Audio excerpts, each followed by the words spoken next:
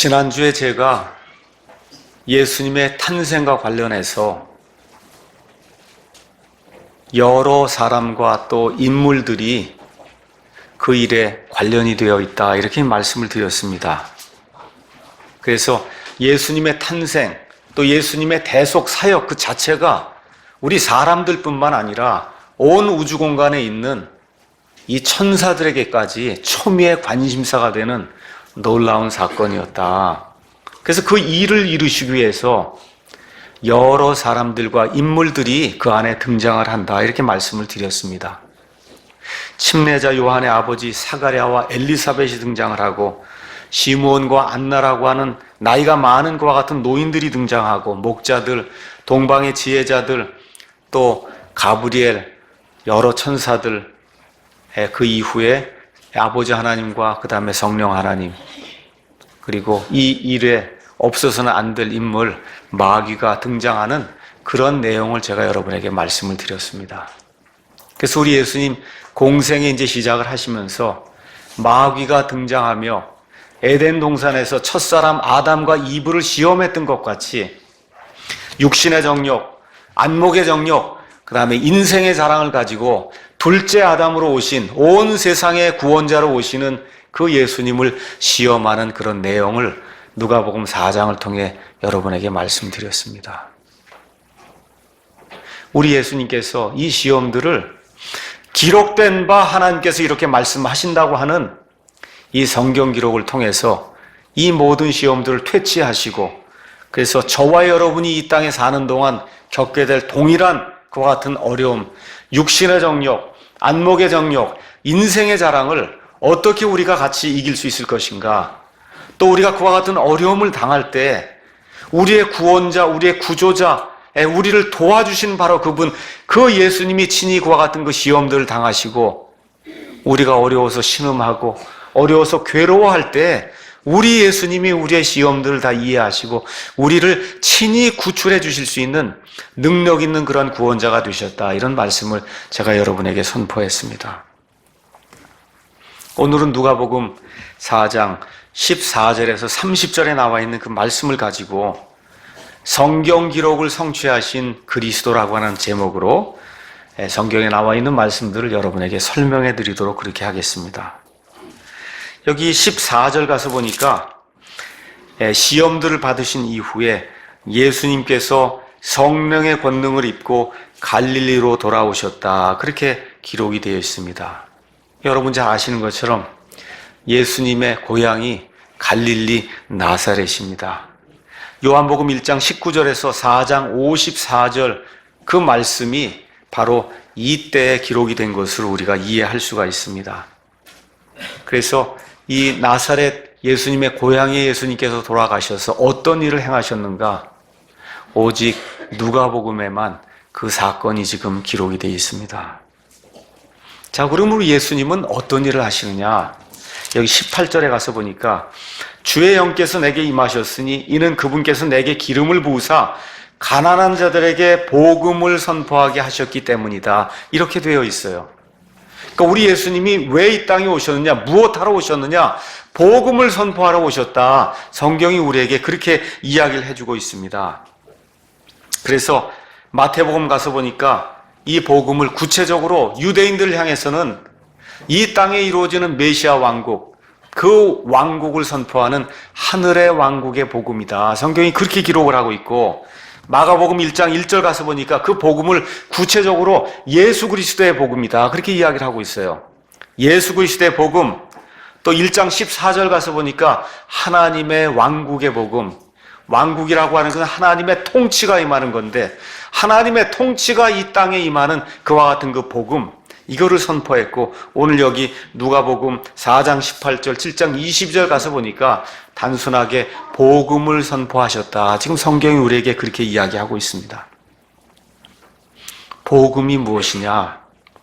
또 예수님이 복음 사역을 할 때 어떠한 기준을 가지고 이런 복음 사역을 하시는가, 이런 내용을 저와 여러분이 여기 누가복음 4장에 나와 있는 말씀을 통해서 잘 인식을 해야 됩니다.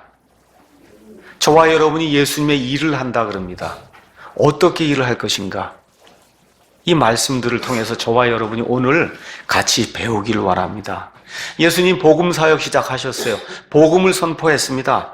자, 그러면 어떤 규칙을 가지고, 어떤 기준을 가지고 복음을 선포하느냐?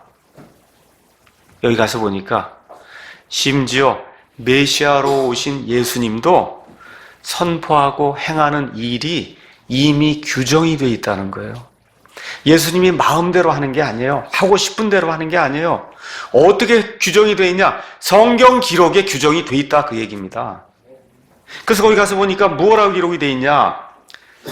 21절에 이 성경 기록이 이날 너희의 성취되었느니라, 이날 너희 귀에 성취되었느니라, 이 말씀을 주시면서 우리 예수님이 말씀하시고 행하시는 그런 모든 일이 이미 구약 성경에 기록된 그대로 우리 예수님이 행하셨다, 성경이 그렇게 이야기를 하고 있어요.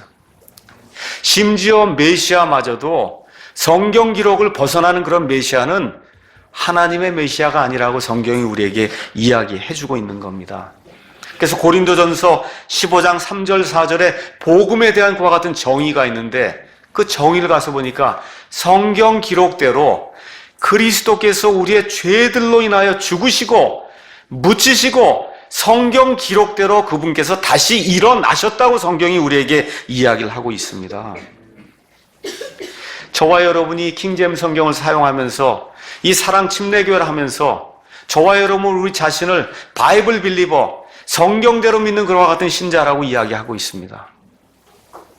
여기 예수님처럼 성경 기록대로 저와 여러분이 하기를 예수님의 이름으로 축원합니다. 자, 이 말씀을 읽으면서 저와 여러분이 조금 유의해야 될 점이 거기 나와 있습니다.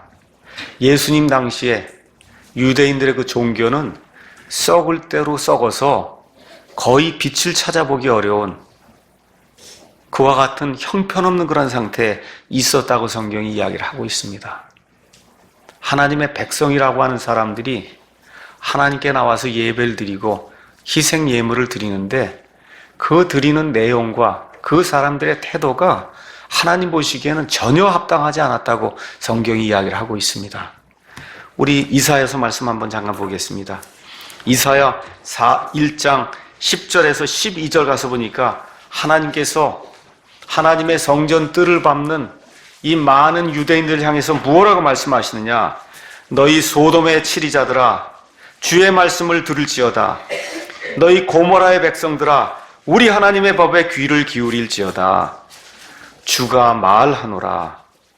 너희가 내게 바치는 수많은 희생물이 무슨 소용이 있느냐? 교회는 갑니다.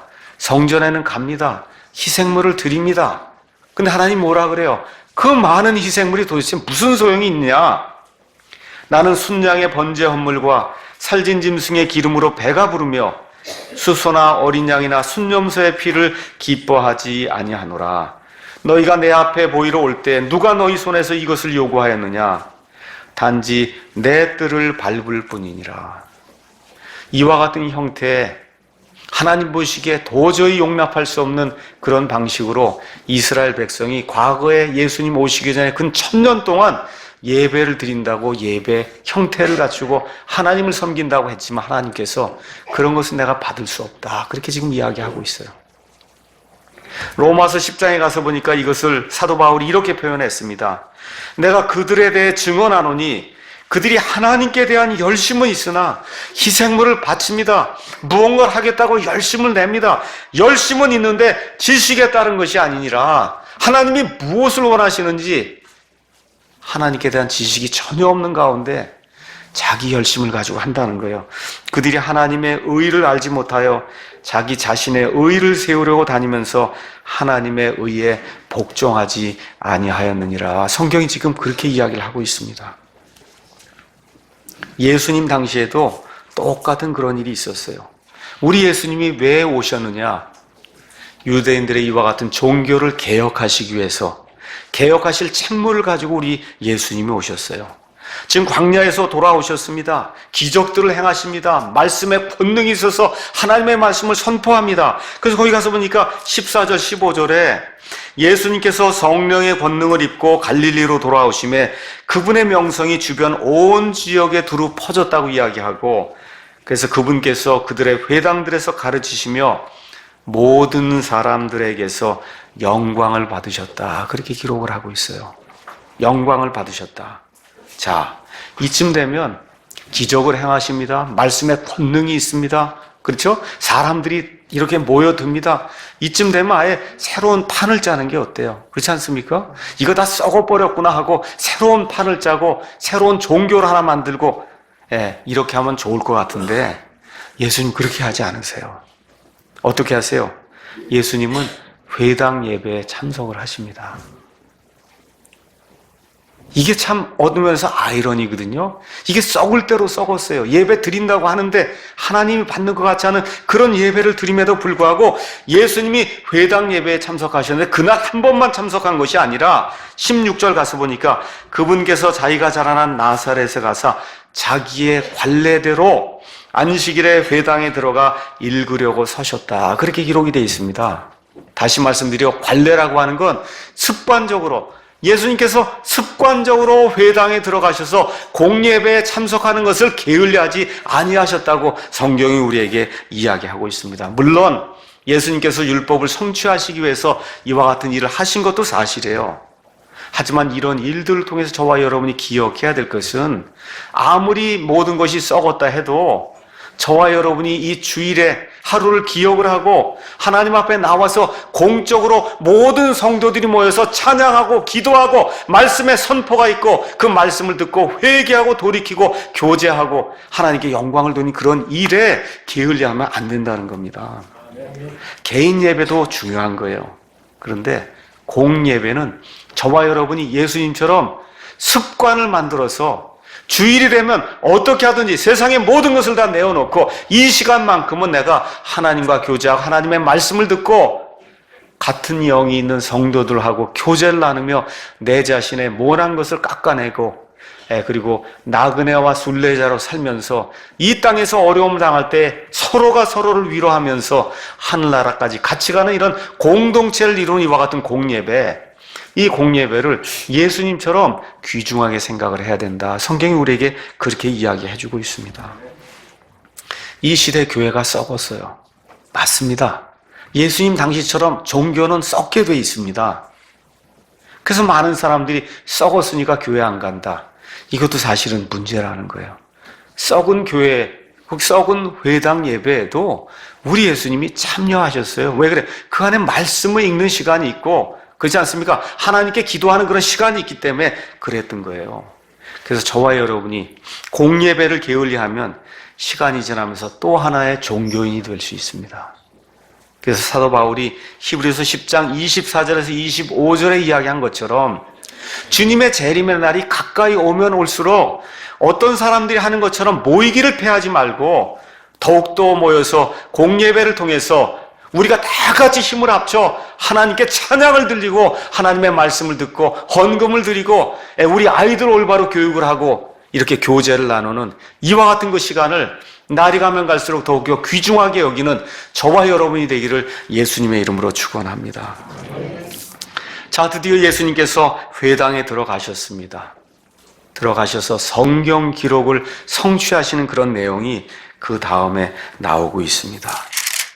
회당은 바빌론 포로 생활, 이스라엘 백성, 유다 백성이 가기 전까지는 존재하지 않았습니다.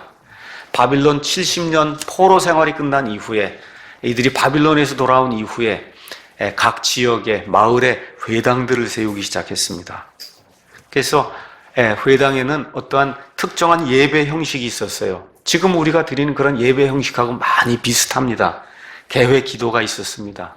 개회 기도가 끝난 이후에 많은 성도들이, 유대인 성도들이 믿음의 고백을 했어요. 그 믿음의 고백, 이스라엘 백성들이 가장 중요하게 여기는 신명기 6장에 나와 있는 말씀, 보통 우리가 쉐마라고 하는 그런 말씀, 6장 4절에서 9절에 나와 있는 그런 말씀을 이들이 다 같이 고백을 했습니다. 오 이스라엘아 들으라. 주 우리 하나님은 한 주시니 너는 내 마음을 다하고 혼을 다하고 힘을 다하여 주 내 하나님을 사랑하라. 이와 같은 그 믿음의 고백을 이 성도들이 모여서 하고, 그 이후에 어떤 사람이 대표로 기도를 하고, 그 다음에 이 회당 예배에서는 1년 52주 이렇게 그 예배를 드릴 때 모든 사람들이 같이 참여해서 읽을 수 있는 그와 같은 기도, 성경 읽기 일과가 있었습니다.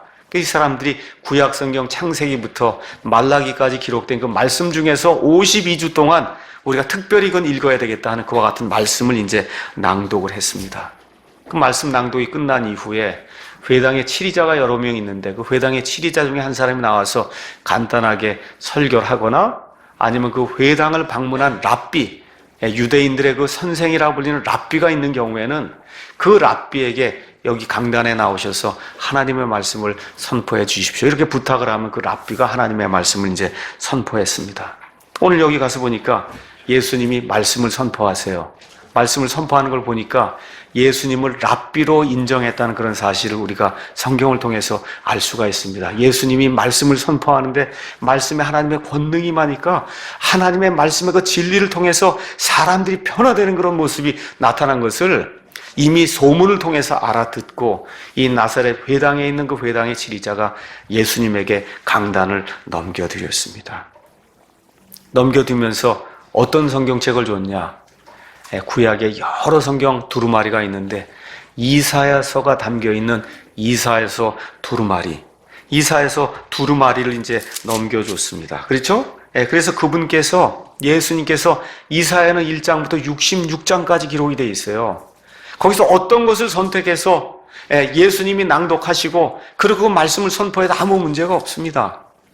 근데 우리 예수님이 그 이사야서 66장 그 이사야서 가운데 오늘 저와 여러분이 읽은 말씀 이사야서 61장 1절과 2절 말씀을 선택하셔서 그리고는 그 말씀을 지금 낭독하십니다. 주의 영께서 내게 임하셨으니 이는 그분께서 내게 기름을 부으사 가난한 자들에게 복음을 선포하게 하셨기 때문이라. 그분께서 나를 보내신 것은, 나 메시아가 이 땅에 온 것은 마음이 상한 자들을 고치며 포로된 자들에게 구출을 선포하고 눈먼 자들에게 다시 보게 함을 선포하고 상처 입은 자들을 자유롭게 하며 우리 주님께서 받아주시는 그 해를 선포하게 하려 하심이라. 예수님께서 이 두루마리에서 이 두 구절의 말씀을 읽으시고는 이 말씀을 다 하신 이후에 거기 회당에 모여있던 이 사람들의 눈이 예수님께로 고정되기 시작했어요. 도대체 저 사람이 오늘 왜 이 말씀을 읽었을까? 이 이사야서 61장 1절과 2절은 유대인이라면 누구나 다 아는 그런 말씀이에요. 무슨 말씀이냐? 이것은 메시아가 이 땅에 오게 되면 메시아가 행해야 될 그런 말씀인데 이 사람이 도대체 왜 이걸 읽었을까 하고 예수님께 눈을 고정하게 될 때 우리 예수님께서 그들에게 말씀하기 시작하여 이르시되 이 성경 기록이 이날 너희 귀에 성취되었느니라. 이게 얼마나 놀라운 말씀이에요. 유대인 랍비가 지금 여기 들어왔습니다. 우리 유대인들이 전통적으로 이것은 메시아가 행할 그런 일이고 메시아가 이런 일들을 하고 이런 말씀을 전할 거라고 지금 믿고 이 말씀도 읽고 왔는데 이 유대인 랍비, 자기들이 잘 알고 있는 나사렛에서 자랐던 이 예수라고 하는 이런 청년이 이 자리에서 이 두 구절을 읽고는 이 성경 기록이 이날 너희 귀에 성취되었느니라 라고 말씀하시는 거예요. 여러분과 제가 그날 그 자리에 있었다고 한번 생각해 보세요. 반응이 두 가지가 나온 거예요. 저거 하나 미쳤구나 하는 그런 반응이 하나 나올 수가 있고, 그렇죠? 야, 정말 저렇게 이야기할 때 저 사람이 도대체 누굴까? 예수님을 대하면 반응이 두 가지로 나올 수밖에 없어요. 하나는 미치광이구나. 그렇죠? 그렇지 않으면 뭐예요? 저 사람이 이야기하는 게 무슨 말인가 한번 들어봐야 되겠구나. 이게 보통 일이 아니었어요. 예수님이 이 말씀을 낭독하시고는 내가 곧 너희가 지금까지 기다리던 바로 그 메시아다라고 메시아 이심을 선포하신 겁니다. 메시아 사역의 내용이 18절에서 19절에 기록이 되어 있어요. 메시아 사역을 하기 위해서는 주님의 영이 충만하게 거하시며 그러면서 이 성령님으로 기름 부음을 받는 그와 같은 일이 있어야 된다고 여기 18절이 이야기하고 있어요. 주의 영께서 내게 임하셨다.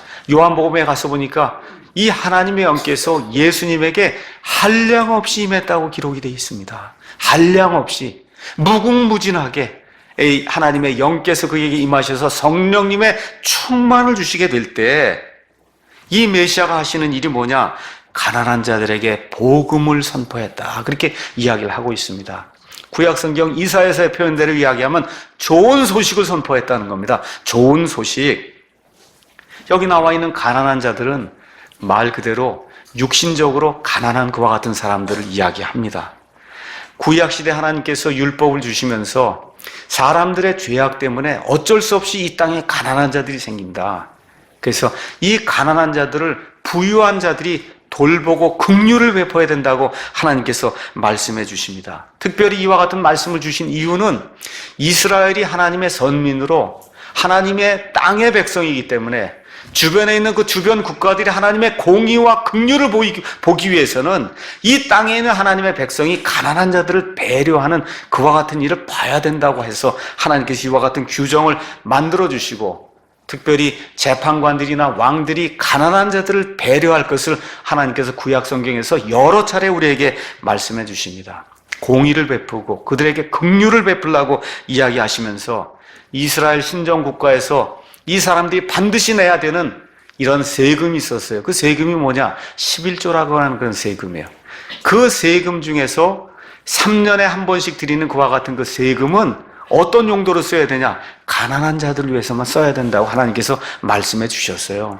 그래서 메시아가 오시면 해야 되는 일이 뭐냐? 특별히 이 땅의 백성, 이스라엘 백성에게 메시아가 와서 해야 될 그 일은 뭐냐? 가난한 자들에게 좋은 소식을 선포하는 그런 일이 메시아에게 있어야 된다고 성경이 이야기를 하고 있습니다.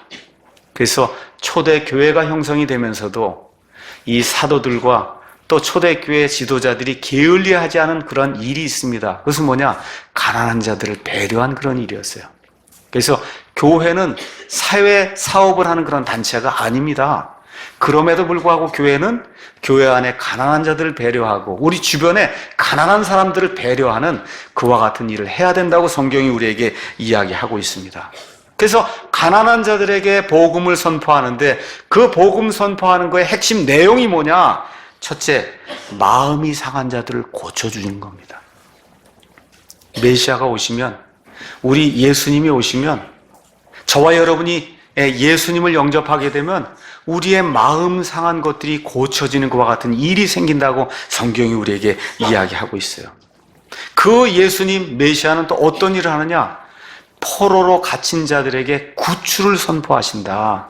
이 포로로 갇힌 것은 말 그대로 감옥에 갇히는 그와 같은 일이 될 수도 있고 또 영적으로 이 땅에 태어나는 모든 사람이 마귀의 포로 상태로 태어난다고 성경이 이야기를 하고 있어요. 그래서 영적이든 육적이든 지금 포로 생활하는 그런 사람들에게 해방과 자유를 선포하시는 분이 메시아다. 지금 성경이 우리에게 그렇게 이야기하고 있습니다. 또 뭐라고 이야기하냐? 눈먼 자들에게 눈을 뜨게 해주는 그와 같은 일이 생긴다고 성경이 우리에게 이야기하고 있습니다. 우리 예수님께서 메시아 표적들을 행하면서 말 그대로 눈이 실질적으로 먼 그와 같은 사람들도 우리 예수님이 말씀에 따라서 표적들을 이루시면서 예수님이 고쳐주셨습니다.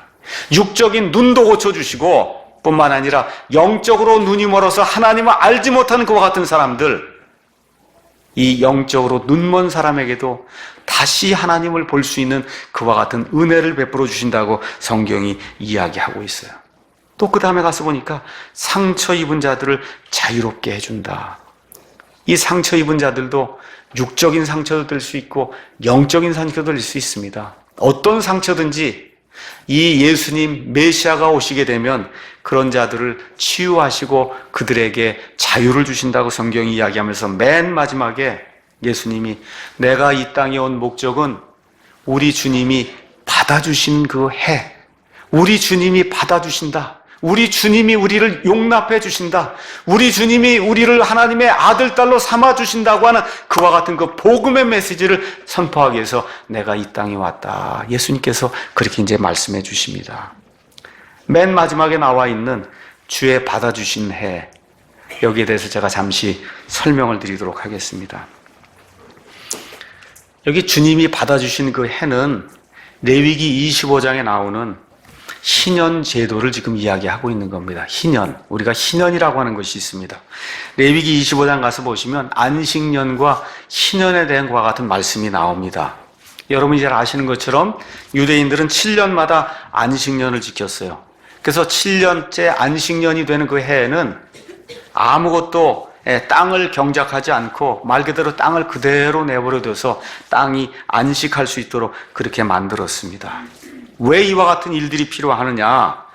유대인들이 온 세상의 창조주가 되시는 그 하나님을 기억하도록 하기 위해서, 그래서 하나님께서 안식일도 지키라고 말씀하시고 또 안식년도 지키라고 그렇게 말씀해 주셨어요. 그래서 안식년에 땅을 그대로 내버려두면 땅에서 저절로 자라는 그와 같은 이와 같은 곡식도 있고 이와 같은 채소도 있고, 그렇죠?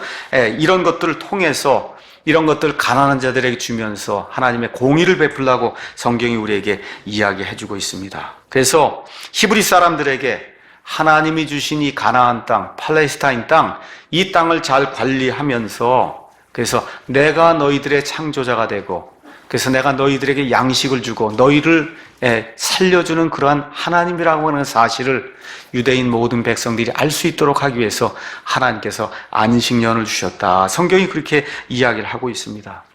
그래서 바로 이 안식년에 가난한 자들을 배려하고 종들을 배려하고 고아들을 배려하고 과부들을 배려하는 그러한 인정을 베풀라고 하나님께서 안식년을 주셨습니다. 그 뒤에 가서 보면 희년이라고 하는 것이 나옵니다. 자, 이렇게 7년에서 이 7년이 7개 49년이 지나가고 나면 50년째가 되는데 이 50년도 역시 또 하나의 안식년이에요. 이 안식년은 특별하게 희라고 하는 건 기쁘다는 얘기예요.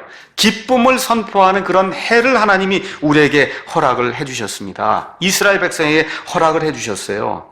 그래서 이 주빌리라고 하는 그러한 그 말은 소리를 낸다, 흐르다 이런 것을 뜻하는 겁니다. 그래서 희년이 다가올 때 나팔 소리를 내면서 이 기쁨의 소리를 이렇게 널리 퍼뜨려서 사람들이 기뻐하는 그런 일을 할 수 있도록 하나님이 이와 같은 제도를 만들어 주셨어요. 이 희년도 역시 안식년이에요.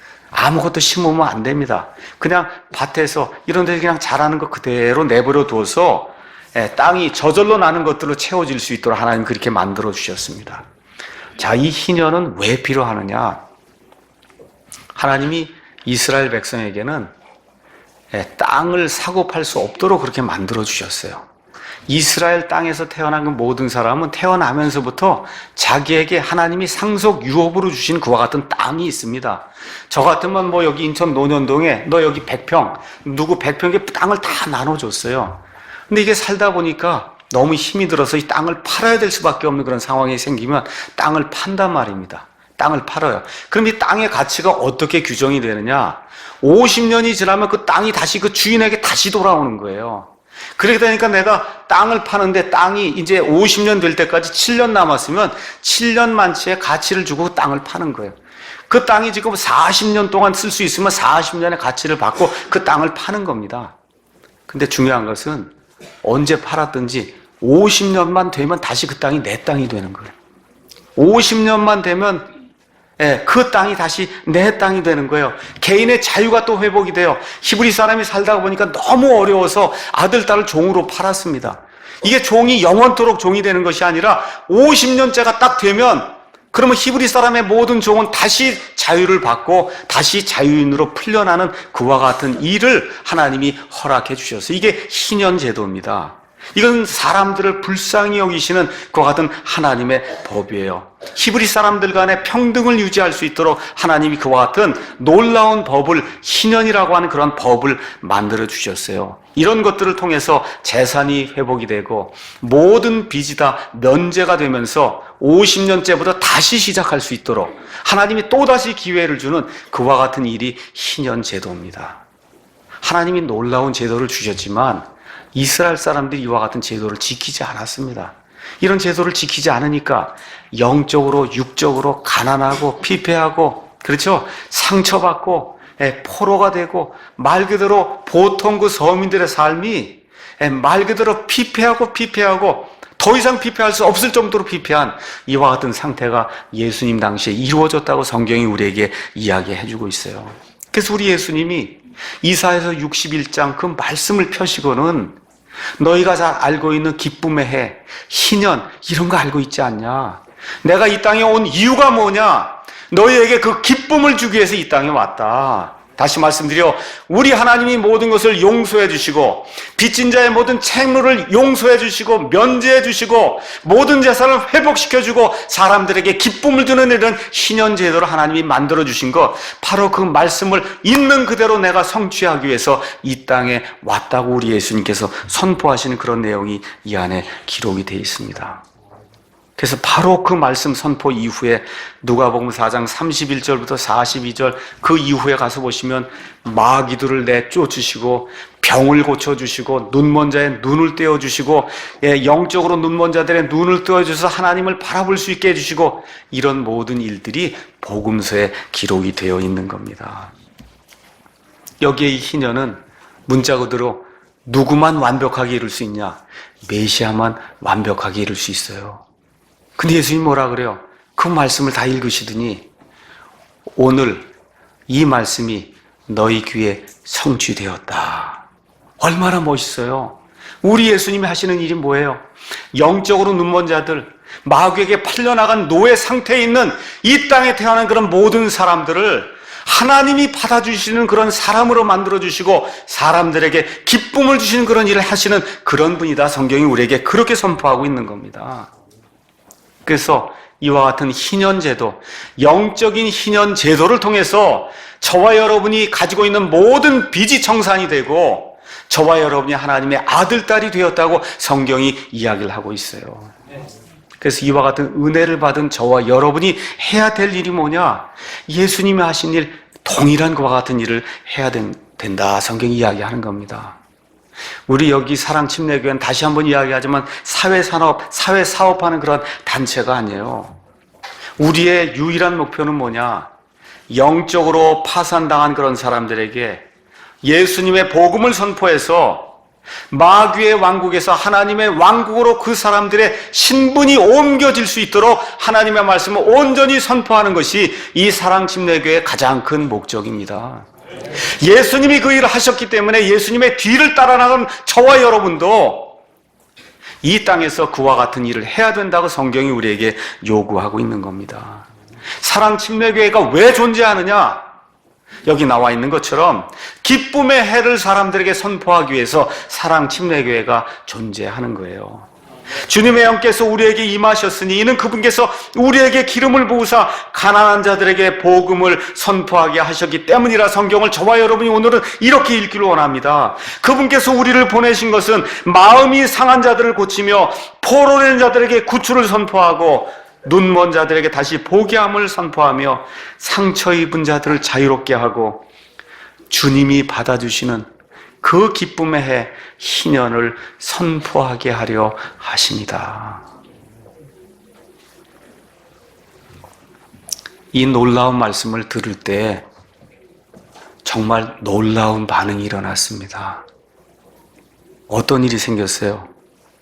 예수님이 자라난 이 나사렛, 거기 있던 유대인들이 예수님을 반대하며 심지어 예수님을 죽이려고까지 하는 그런 일이 그 다음에 기록이 되어 있습니다. 복음 선포를 들었어요. 메시아 기적을 봤습니다. 눈으로 메시아가 행하는 그런 일을 보고 메시아 그분 자체를 봤어요. 근데 어때요? 믿지 않습니다. 믿지 않아요. 놀랄 일이에요. 이 고향 사람들이 뭐라 그래요? 아니 저자는 요셉의 아들이 아니냐. 아니 저자가 여기서 30년 동안 목수 생활했는데 지금 이거 이사야서 61장을 읽고는 내가 메시아라고 하니 저자가 미치광이가 아니냐. 반응이 지금 그렇게 나오는 거예요. 제가 여러분에게 오늘 말씀드리겠어요. 예수님을 그런 식으로 평가하면 소망이 없습니다. 소망이 없어요. 예수님은 사람의 아들 맞습니다. 사람의 몸을 입고 오신 분 맞으세요. 근데 저와 여러분 꼭 기억해야 될 것은 예수님은 그와 동시에 하나님의 아들 하나님이시라고 하는 사실, 저와 여러분이 꼭 기억하셔야 됩니다. 왜 예수님이 사람이 되셔야만 했는가? 사람으로 이 땅에 오셔서 죄 없는 삶을 사시고 저와 여러분의 죄를 완전히 제거하셔서 하나님의 영원한 어린 양이 되시기 위해서는 사람의 몸을 입으셔야만 했기 때문에 우리 예수님이 나사렛에 이 땅에 오셔서 나사렛에 사시면서 목수일을 하신 그와 같은 사실을 저와 여러분이 기억하셔야 되는 거예요. 현 시대 많은 사람들의 문제가 뭐냐? 예수님은 4대 성인 중에 하나다. 그렇죠? 훌륭한 분이다. 착한 분이지. 그런데 하나님은 아니야. 이러면 소망이 없는 거예요. 여기 모이신 분들 가운데 예수님을 혹시라도 그렇게 생각하신 분이 계시면 마음을 바꿔야 됩니다. 그리 또 뭐라고 얘기를 해요? 예수님의 말씀을 듣지 않더니 표적을 보여달라 그럽니다. 그렇죠? 내가 가버나움에서 많은 표적들을 행했다고 하니 여기 내가 자라난 이 고장, 이 나사렛에서도 기적들을 한번 해라. 그러면 우리가 혹시 너를 믿지 않겠느냐? 예수님이 하십니까? 안 하십니까? 안 하세요. 마태복음 12장 39절에 예수님께서 무엇라고 말씀하세요? 악하고 음란한 세대가 표적을 구한다. 악하고 음란한 세대가 표적을 구한다. 메시아 자체를 받습니다. 메시아의 영광을 받습니다. 메시아의 기적들을 받습니다. 메시아에서 입에서 흘러나오는 은혜롭고 권능에 찬 말씀들을 직접 들었는데도 그분을 믿지 않으면 또 다른 표적 보여줘도 소용이 없다고 성경이 우리에게 이야기하고 있어요. 불신자들에게는 그 불신 때문에 계속해서 불신이 고리를 물고 계속해서 그 사람을 패망의 구렁텅이로 몰아넣음을 저와 여러분이 성경을 통해서 알 수가 있습니다. 그래서 사도 바울이 고린도 후서 5장 7절에 우리 믿는 사람들은 보는 것으로 걷지 아니하고 믿음으로 걷는다. 그렇게 얘기하는 거예요. 저와 여러분, 천국 여러분 눈에 보이십니까? 보이세요, 여러분? 네, 안 보여요. 어떻게 하세요? 말씀을 믿음으로 하시는 거예요. 맞습니까? 저와 여러분 예수 그리스도 보신 적 있습니까? 없습니까? 예, 이 말씀을 통해서 예수님이 저와 여러분의 구원자라는 사실을 믿는 거예요. 맞습니까? 하나님이 천지 창조할 때 그 사실 본 사람 있습니까? 없습니까? 하나도 없어요. 하지만 하나님이 우리에게 주신 양심과 창조 세계와 이 하나님의 말씀들을 저와 여러분이 정신을 똑바로 차리고 보게 될 때 하나님이 계신다 하는 사실을 누구나 알 수 있도록 하나님이 만들어 주셨다고 성경이 저와 여러분에게 이야기하는 겁니다. 그래서 어떻게 해요? 보지 않고 믿는 거예요. 맞습니까? 보지 않고 믿는 겁니다. 그러면서 예수님께서 이 불신을 가진 이와 같은 유대인들에게 놀라운 말씀을 전달해 주십니다. 나 메시아는 1차적으로 유대인들을 구속하기 위해서 온 것이 맞지만 유대인들만 구속하러 온 게 아니다. 그렇게 말씀해 주세요. 유대인들이 이 말씀들을 받아들이지 않으면 이 말씀이 결국은 이방인들을 향하게 될 것이다. 이 말씀을 하시면서 무엇라고 이야기하시냐? 그 다음에 나와 있습니다. 유대인들의 그때까지의 관점은 뭐냐? 우리는 아브라함의 씨입니다. 이 세상의 다른 모든 사람은 개나 돼지입니다. 우리만 하나님의 선민입니다. 이걸 주장하고 있는 가운데 예수님께서 오셔서 유대인들 가운데 그 말씀이 들어가지 않으면 결국 그 말씀이 이방인들에게 들어간다고 하는 그런 말씀을 우리에게 주시면서 구약시대에 유명한 대언자 두 사람의 예를 이 유대인들에게 들려주십니다. 구약시대 약 4,000년 동안에 이 기적이 가장 많이 일어나던 그런 시대가 있었어요. 그 시대가 어느 때냐? 이 이스라엘 백성이 가장 배도가 심했던 그런 시대, 하나님을 믿지 않는 그런 일이 가장 성행하던 그런 시대, 엘리야 시대와 엘리사 시대가 이스라엘 역사 가운데 하나님의 기적들이 가장 많았던 그런 시대라고 성경이 이야기하고 있습니다. 이 엘리야 시대에 이스라엘 백성이 참 하나님을 버리고 바알을 숭배하는 그런 일이 생기는 가운데 이 아합과 이세벨의 이와 같은 그 반역을 통해서 3년 반 동안 그 이스라엘 땅에 한 방울의 비도 내리지 않았다고 성경이 기록을 하고 있어요. 그래서 그 땅에 큰 기근이 생기면서 음식을 찾기가 어려웠다고 성경이 이야기하고 있습니다. 많은 고아들이 생겨났어요. 많은 과부들이 생겨났습니다. 열왕기상 17장 8절에서 16절 가서 볼 때 하나님께서 자신의 대언자 엘리야를 세우시면서 엘리야가 먹고 살아야 하니까 그 엘리야를 누구에게 보내냐? 여기 나와 있는 것처럼 시돈이라고 하는 그 이방 땅에 유대인이 아닌 어떤 과부 여인에게 이 엘리야를 보내면서 그 과부 여인이 엘리야를 봉양해서 먹여 살릴 수 있도록 하나님이 그렇게 만들어 주십니다. 엘리야가 하나님의 명령에 따라 이 시돈에 있는 사렙다에 있는 그 과부 여인에게 갔어요. 원하노니 나를 위해서 빵을 하나 만들어 와라. 그 여인이 뭐라고 얘기합니까? 제가 거짓말하지 않고 진심을 말씀드리겠습니다. 제게는 지금 이 병 안에 밀가루가 요만큼 남았고 기름이 요만큼 남았습니다. 저하고 제 아들이 이걸 다 마지막으로 빵을 구워 먹고 이제는 죽기로 작정을 했습니다. 엘리야가 뭐라 그래요? 나를 위해서 먼저 만들어라. 이 여인이 엘리야의 말씀에 순종을 해서 엘리야를 위해서 먼저 빵을 만들게 될 때 거기 가서 보니까 비가 다시 올 때까지 그 가루에 통이 고갈되지 않고 기름병이 마르지 않았다고 성경이 이야기를 하고 있어요. 예수님께서 이 사건을 언급하시면서 유대 땅에 선민이라고 주장하는 그 유대인들 가운데 과부가 얼마나 많았냐.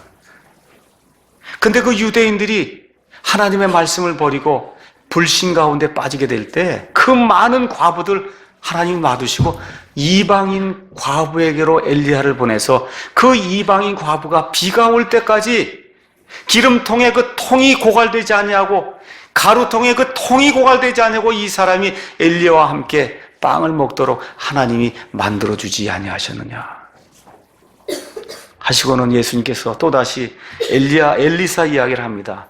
열왕기하 5장 가서 보시면 엘리사가 시리아의 장군 나아만을 고치는 그와 같은 내용이 그 안에 기록이 되어 있어요. 엘리사 당시에도 너무나 많은 유대인들 가운데 나병 환자들이 있었어요. 근데 그 많은 나병 환자들 불신 가운데 살게 될 때 하나님이 어느 누구도 고쳐주지 않았습니다. 시리아 사람, 말 그대로 이방 사람, 개나 돼지처럼 여겨지던 그 사람이 자기 마음을 낮추고 당신이 요르단강에 가서 7번 씻으라고 하면 제가 그 말씀대로 순종하겠습니다 하고 하나님의 말씀 앞에 납작 엎드러지게 될 때 그 많은 나병 환자 가운데 오직 이 이방 사람 시리아의 장군 나아만만 고침을 받지 않았느냐 하나님이 말씀해 주고 계십니다. 왜 구원받았어요? 이 사람들이 너희처럼 불순종하지 아니하고 마음을 부드럽게 하고 하나님의 말씀을 신뢰하게 될 때 구원받은 것이 아니냐. 하나님은 유대인만의 하나님이 아니라 하나님은 이방인들의 하나님도 되신다고 우리 하나님께서 여기 말씀해 주시는 겁니다. 우리가 하나님의 택한 백성이요, 우리 아버지가 목사요, 장로요, 나는 선민입니다. 우리 조상들이 놀라운 업적을 가지고 있습니다. 재산이 많습니다. 업적이 많습니다. 명예 자랑하는 그런 사람에게는 예수님의 복음이 들어갈 자리가 없다는 거예요. 없습니다. 마음을 부드럽게 하셔야 돼요. 제가 영적으로 가난한 상태에 있습니다. 파산한 상태에 있습니다. 하나님의 구원의 은혜가 없으면 제가 살 수가 없는 이와 같은 불쌍한 사람입니다. 하나님 저를 도와주시기 바랍니다 하고 우리 자신을 내어 놓을 때 우리 하나님께서 저와 여러분을 그 파산 상태에서 들어 올리시고 예수님과 함께 이 모든 것들을 공동으로 상속할 수 있는 공동 상속자로 삼아주신다고 성경이 저와 여러분에게 이야기하고 있습니다. 이 말씀을 듣고는 유대인들이 어떻게 반응해야 돼요? 제대로 된 사람이면 잘못했습니다. 돌이켜야 되잖아요. 어떻게 반응해요? 이 말씀을 듣고는 화같이 밀어서 어떻게 해요? 예수님을 몰아붙이더니 나사렛에 있는 절벽 낭떠러지를 몰고 가서 예수님을 밀어서 떨어뜨려 죽이려고 했다고 지금 성경이 기록을 하고 있습니다.